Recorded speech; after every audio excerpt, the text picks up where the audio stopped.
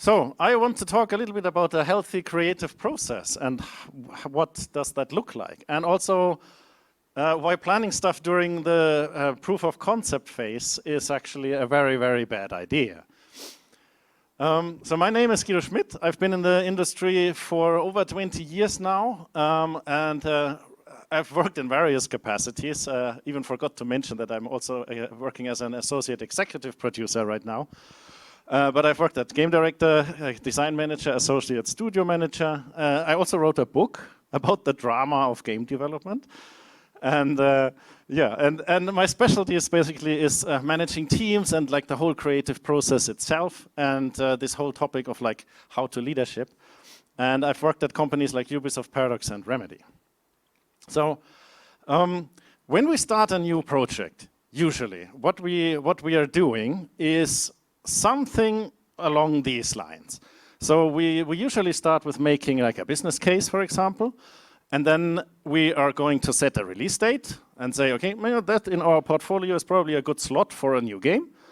And then we backtrack from that plan and plan like the features, and then we plan the staffing and we adjust as needed, and then we plan the budget, and then we keep a little bit of money in the back end just in case.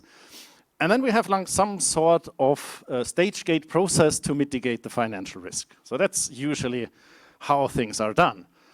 The problem is this doesn't work very well. And the mindset I've encountered is that it even hurts to think about different ways of how we could do stuff. Because what people usually think is, if the plan doesn't work, we didn't put enough effort in the plan. Huh? Because if we just put enough effort in the plan, it will work, right? Well, let's consider four-way crossings in traffic, on roads for a moment, just to get a point across. Four-way crossings with traffic lights, no? Those work. They are not very energy efficient. They have to be constantly maintained. And they don't even provide such a good traffic flow after all. And in contrast, we have roundabouts who don't have to be maintained as much, and they are more energy efficient, and they actually increase the traffic flow. Yet we keep building four-way crossings with traffic lights. And the question is like, why we do this? Like, why are we doing this? And the reason is, in part, because we like to cling to stuff that we know works. And we're always skeptical towards new stuff, which in general is actually a good idea, because most new things actually are stupid. So only like the really good ideas persist. But when we look at this process, the problem comes from the desire to mitigate risk. And this desire to mitigate risk pushes the teams to plan for features. So the people with the money, like the stakeholders usually, they want to know what is going on at which moment. So they have like an idea of like if we are still on track or not. And that kind of makes sense in a way. And what you get in the end is what they expect you to deliver, to give them, is a roadmap. Like, okay, here we do this, then we do this, then we have this. And then they use this because they want to mitigate risk. That's what they want to do. And then what happens usually is like, say we have, I don't know, 1.5 years of development, and then we want to get 20 features in the game. And then like the Tetris starts. Then we have like some on the left side, we have all our resources, all our people, then we have like the timeline, and then we start like puzzling together the staffing. So like first we need to work on feature 1, 2, and 4, and that is based, and then we can work on feature 5 and things like that. And then we just like adjust and add people as needed. And the point is, what we're trying to do is we're trying to parallelize as much as possible and add people as needed, because so that we can get as many features in as fast as possible. And the problem is what you get this way when you work like this is you get a game that is playable very, very late in the process. And then you have like a lot of features that are maybe implemented, but they are not iterated. And then the gameplay is not tied together, and you have almost no content and no balancing. So what this process does is in fact the exact opposite of mitigating risk. It's amplifying risk, and it's putting all the risk at the end of the project, or at this phase. It's exactly the point where you don't want to have the risk.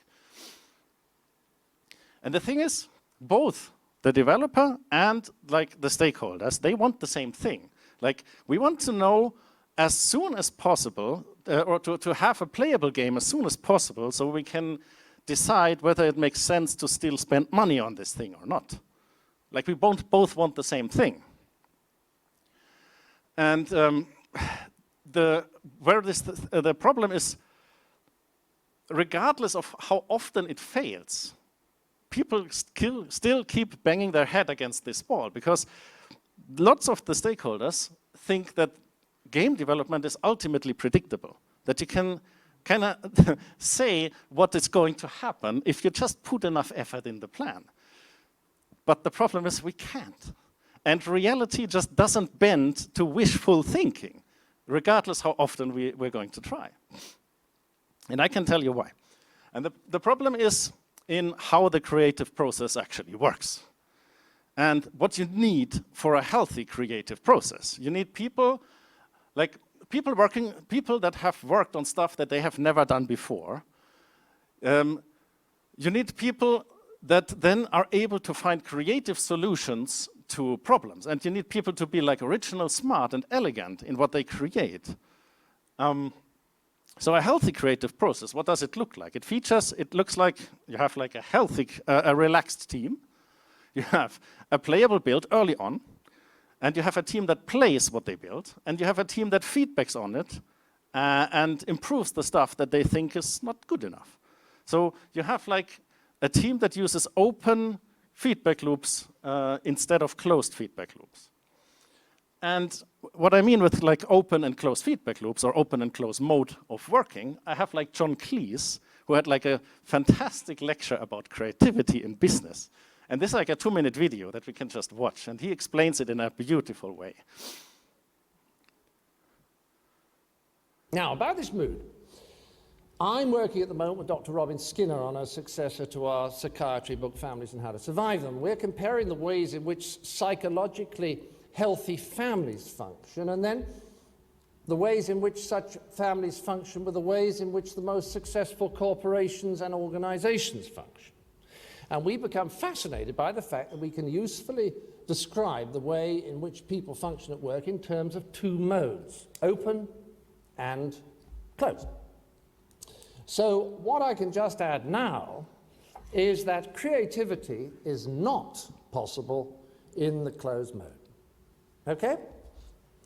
So how many American network TV executives does it take to screw in a light bulb? Answer, does it have to be a light bulb?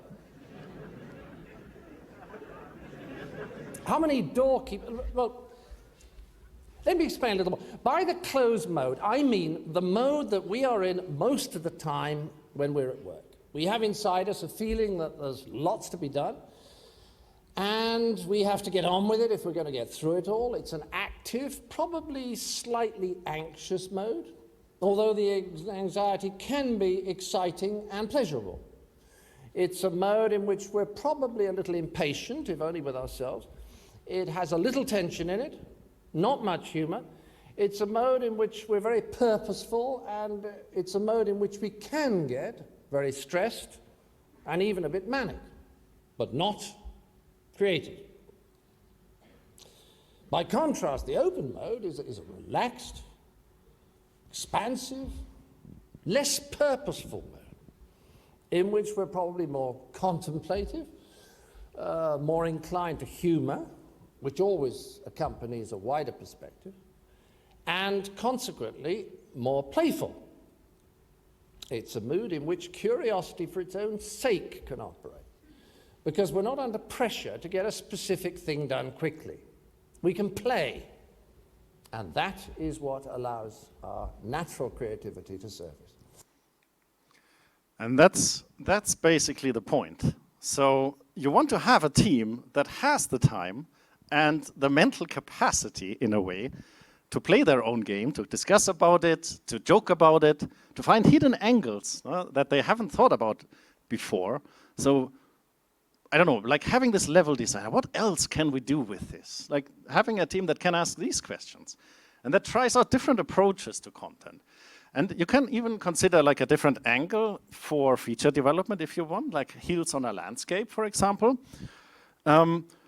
Say every hill on this landscape is basically a feature or a game mechanic in a way. And then every hill has like the optimized local maxima. It's like how good this feature can get. And what you do with like or well, let's say when you start to implement a feature, you never start at the top of the hill. You always start somewhere at the foot of the hill. And then the feature is implemented, but it's rough, it's clunky, it's unbalanced, it doesn't really work that well. But what you use the creative process then for is to actually iterate yourself upwards the hill. So towards the local maxima. You improve this feature step by step until it becomes as good as it can be. However, there's always a better version of the same feature, of course. There's always like an even higher hill of like a similar mechanic. If we would do it a little bit different, then it's a different mechanic, but it would be even better. It would work even cooler. And this is also probably one of the most difficult decisions in game development, to decide whether or not it's worth chasing the next higher hill, because you will never have enough time to always chase all the highest hills anyway, and there's always going to be an even higher hill anyway. So a game is never finished, basically. And again, when you implement a new feature, you also never even start at the top of the hill. Maybe the new implementation is even worse what you currently have. So that is like probably one of the most difficult decisions to take in game development, like when is it worth to do this and when it isn't. And I know it's hard to accept, especially for creative people, because we always want to like deliver the best quality work, always. This is like our ambition for ourselves. Like we want to do the best quality work, we want to be the best animator, the best designer, the best coder, of course. And this gives me brings me on a small tangent. When thinking about career and like what I consider mastery of skill, basically, it's like when you think about you start out as a developer, first you have to learn all the skills. You're like an aspiring young developer. At some point, you become like a subject matter specialist. Like you know a few things really, really well and can do them like exceptionally good and stuff. But that's not even like the peak of your skill mastery. What I think is the mastery is when you know, when you understand the requirements that you need to fulfill, and then you reach those requirements just faster. So the anecdote I have is like we were working with a designer, with an artist, and we made house assets for like a building up strategy game. And one artist was just like so much better than the other artists, and the houses he created were like qualitatively better than the ones of his peers. But when we put them in the game, the players thought that these houses are somewhat special, that like something is up with these houses. They had like an extra function, but no, they were just like better looking houses. And it actually hurt the game that he created like these fantastic looking houses. And what he should have done instead is make like 3 houses in the required quality level. That would have been, so it's like, it's really understanding that the skills you have is a tool set, and you have to understand the situation that you're in order to decide when to apply which of your skills in the best, most efficient manner. When you understand that, this is when you reach true mastery. But coming back to like the healthy creative process, so we need open feedback loops in order to iterate a feature towards like the local maximum. So you need, in other words, for the producers and the stakeholders, what this means is that you have to have time in your project plan, in your schedule, for the team to actually play what they have built, have time for the team to reflect on what they've built, and give them time to implement what comes out of that reflection. And that is what is then called an iteration, basically. And when we now consider the stakeholders, producers, or publishers in that sense, they come into the picture. And as I said, like they don't have like bad intent or anything. Like they want to help the team. They want to mitigate risk, and that is like their motivation usually. So the direction they are coming from is we should prioritize like the highest risk first, for example. Like if we have a super unique crafting system, then we should work on that first. But they also want to know like what features they get when. So so they can like see if we're off track, and then we can correct the plan basically. And it makes sense. But what we need to understand here, this makes sense in an environment that is easy to predict. That is the key point here. The problem is in early phases of game development, in the conception phase, there's usually like so many things that are unpredictable. And like the usual suspects are basically like the gameplay. What game are we making? How do we get assets into the game? And how are our pipelines and workflows working? And how we as a team do we even want to work together? Like these three things like are very, very unclear in the very early phases, or if you have like a new team composition, for example. And there's like a lot of different names for work styles like waterfall, Kanban, Scrum, Agile and stuff. But I think you can basically, all of these basically fall into either two categories. Either they're trying to predict what's going to happen, which is predictive, or they are like adaptive. It's like they're reacting to what you find out. And the predictive way of working is not in general bad. It has its merits and it is needed, just in an environment where stuff is clear. And the goal of the predictive work process is to parallelize as much as possible and get as many features and assets as fast as possible. And what you also want to do is like minimize dependencies between, for example, if you have bottlenecks in your studio, like only 2-3 people can do a certain task, so you need to organize like the teams work in a way that you maximize their time as best as possible. But again, this only works if you can rely on stuff that you predict. So you have to be able to rely on your task planning and your estimations. I mean, sure, we can estimate and plan how much we like, but if we don't know stuff, these things are super unreliable. And when you try to force a team to work in a predictive way that can't predict stuff, what you get is this. You have planned tasks, sure, but they're always unreliable. All the estimations are always wrong, and you waste time replanning stuff over and over. And sometimes you even have to like justify your replanning with the publisher, which costs even more time and energy. And all the time and energy is not spent working on the build.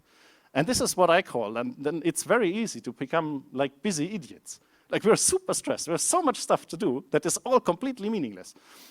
So, and nobody wants that.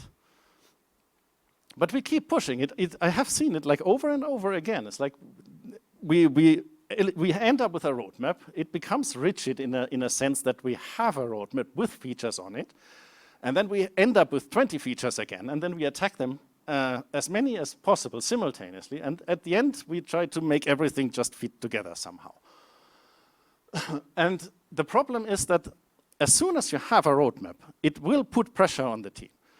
And the first thing that goes is the iteration. It's like the open feedback loop. When you have something and let someone else play it and get feedback.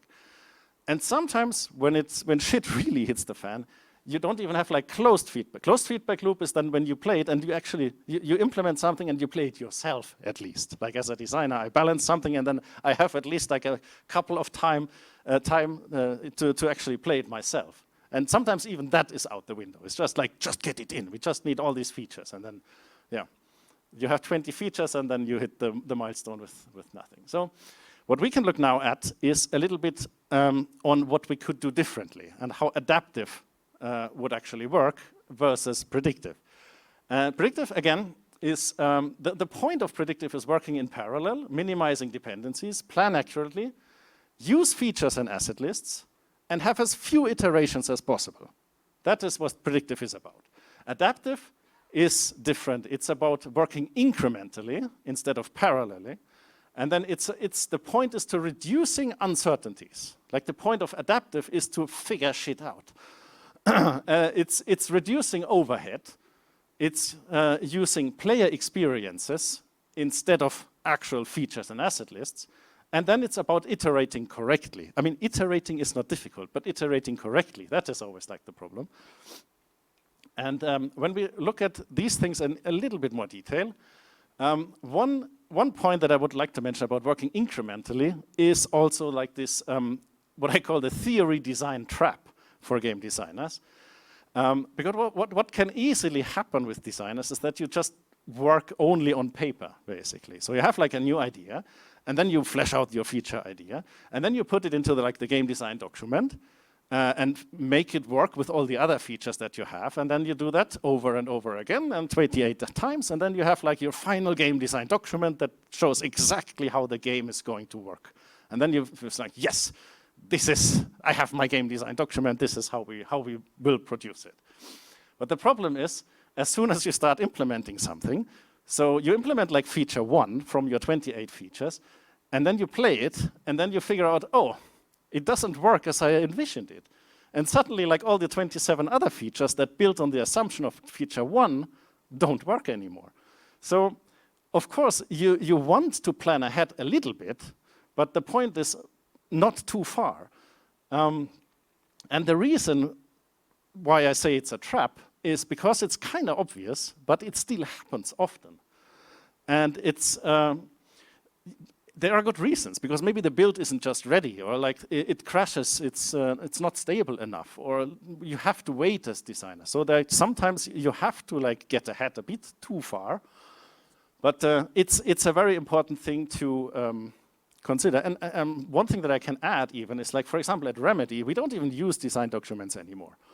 Like, not in the traditional sense. What we do is, like, we have specs where we say, okay, we want to do this, and then we have Miro boards, and we just show stuff how we want it to work. But then the only truth is in the build. And that, like a prototype, for example, is a sort of interactive design document in a way. And what we then do is, once we are happy with the implementation, then we just document, okay, what we did. And that's how we build our like design documentation in the end. And another point that is important is reducing uncertainties, figuring stuff out. Because in the early phases of the project, like conception, proof of concept phase, the point is to figure out, to find out stuff. It's not about, like when you look at a rough timeline for a project and like player value, like how much player value do we want to create? In the early phases, it's not about creating a lot of player value. It's about focusing on knowledge, like figuring out the pipelines, figuring out how we work together, and figuring out the gameplay. That is what it is about. And once we reach like production readiness, then when we scale up the team, for example, then it's about creating player value and creating more content, and when stuff is clear, but not in the early phases. That is very important to understand and also to make clear in the team. Because it often also can happen that you have like a design team, and then they are trying out stuff and it doesn't work. And then you get people who are not aware of this fact that we are in this figuring out stuff phase. They can blame the designers and say like, hey, the game's not fun, we should do something else. The designers don't even know what they are doing, like what is this? And so it's very important to also make the whole team aware that you have these phases and you are in this phase, and that stuff that doesn't work out is part of learning how to get to a point where it will work out. That is important. And you are learning from fails. And when you want to give feedback, then make sure it's always actionable. It's like telling the designers the game's not fun doesn't help anyone. It's like, what am I supposed to do with this? Like, should I increase the hit points of the enemies, or should I increase the damage of the sword? Like, I don't know. So at least give some actionable feedback. It's like, I don't know, for example, tell the designers, when I go into the corner and I spam my AoE attack, no enemy can touch me. I say, oh, okay, that is something that I can work with. That helps. And then reduce overhead. I think this is also especially challenging for producers and stakeholders, because the point is we shouldn't waste time trying to predict the unpredictable. That's kind of like the whole point. Because there's like two main points that every game has to reach in its development. And it's basically, when does this whole assembly of prototypes and features that we have become a game? That is like the first major milestone that every game can reach. And then once you have that, then the next milestone is, okay, now it's fun. So it's like, it's these two major points that you want to reach. And the thing is, we don't know when we reach these points. These are like breakthroughs. These are like unpredictable. And we can't know these breakthroughs. Like, it's similar when you develop like a vaccine, for example, and like, you can't predict when these scientists will reach a breakthrough. And yeah, say it's the same in game development in these early phases. It's a research and development phase in a way. Because if you put it on a timeline, sometimes you have it like this, like after half a year, oh yes, now it's a game. But then it takes a full year until it like shows potential. Now it's fun. Now we have the content and the balancing just right, and now it's cool. Now it's a game. Or it looks like this, like you have like after 1 year, now it's a game, and 3 months later, okay, now it's fun. Probably it's the ideal situation. But sometimes it's like this, like you have 1.5 years of work, and then finally it's a game, but then it's still not fun enough. So you still need to spend more time balancing and polishing and iterating on it. Or sometimes you never reach it. That is also like a very valid thing that can happen. And this is then a moment when when you reach the end of your time box, for example, you should really consider if it is worth chasing this concept, because some concepts just don't work out. That is a very real possibility. And the thing is, you can't plan the project until you have reached the second point. Before that, you don't have a plannable project. You can't. The only thing you can do is put a time box and then see, okay, where are we when the time box runs out?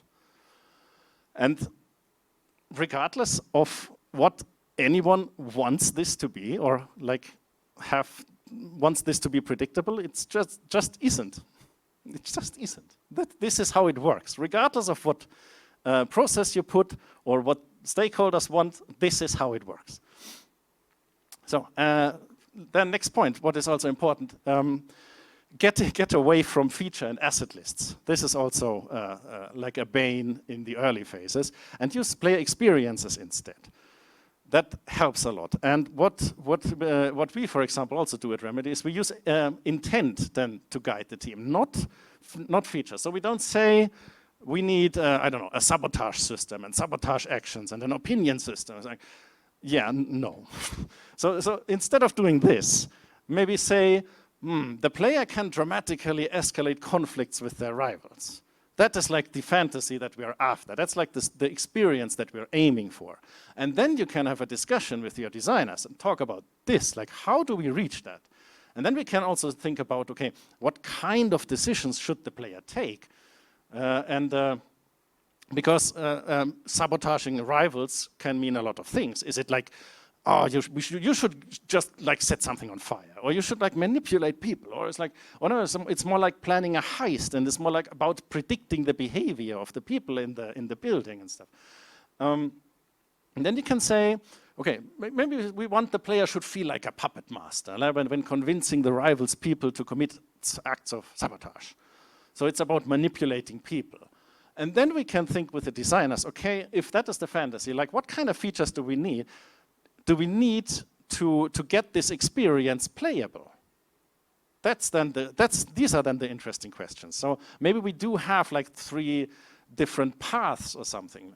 Like maybe we can have like a flattery, a bribe, find secret path, or what kind of player skills do we want to challenge? Is it more like a strategic skill that we want to challenge where the player has to prepare? Or is it more about cleverness where it's like piecing together like random bits of information? Or is it about predicting behavior of AI agents, for example?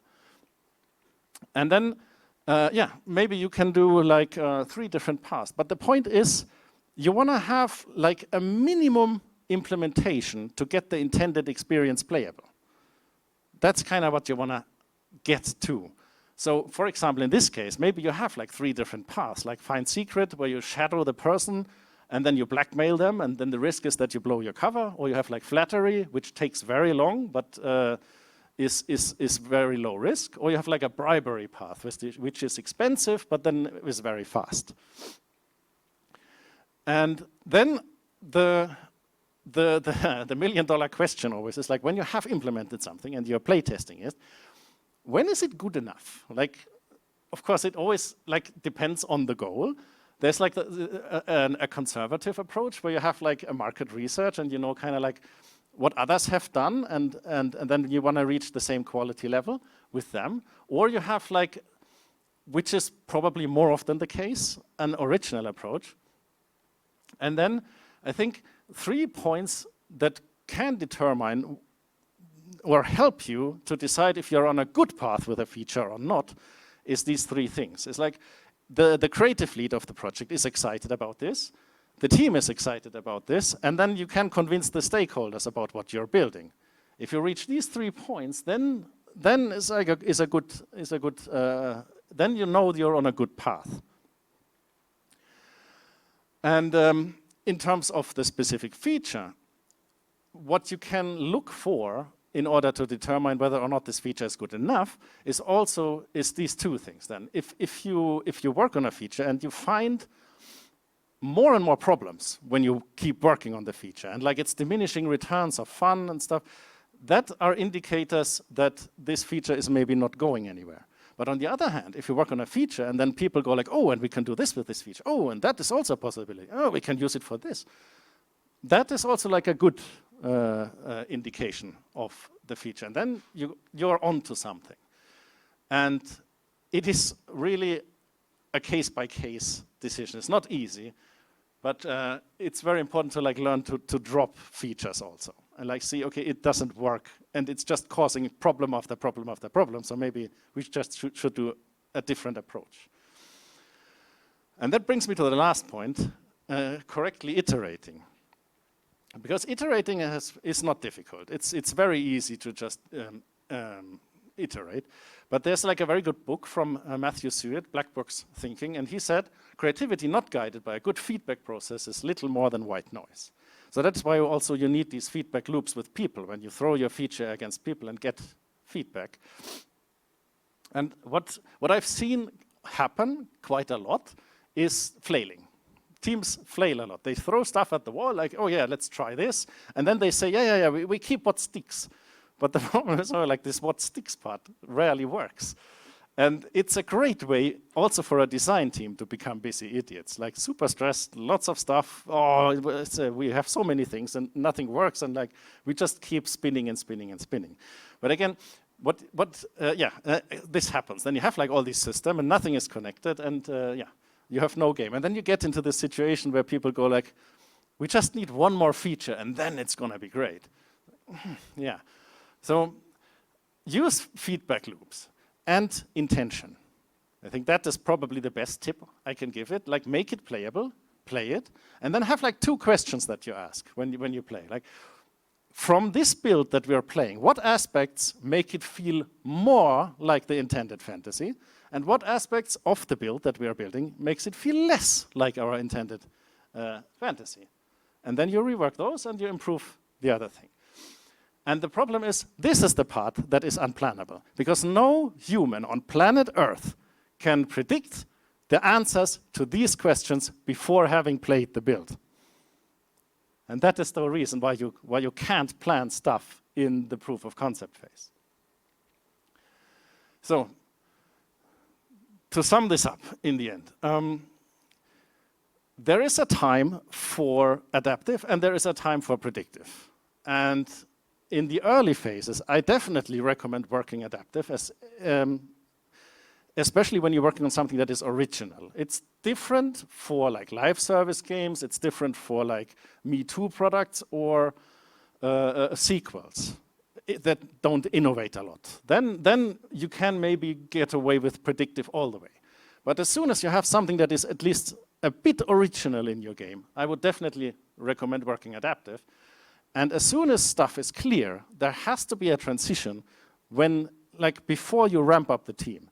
You have to have your pipelines clear, you have to have your gameplay clear, and then you want to parallelize as much as possible and save as much as possible as you can in the production phase until you get to the end and polish and stuff.